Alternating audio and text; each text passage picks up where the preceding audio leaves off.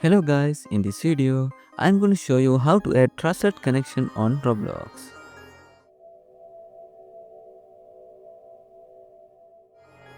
This method works on both mobile and PC, but today I will be showing it on PC.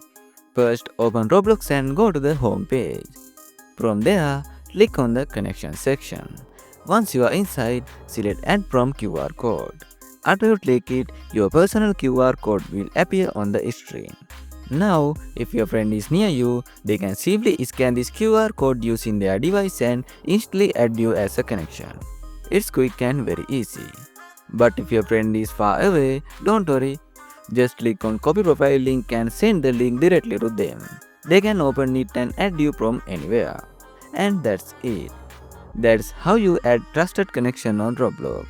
I hope this video helped you. Thanks for watching and don't forget to like and subscribe for more tutorials.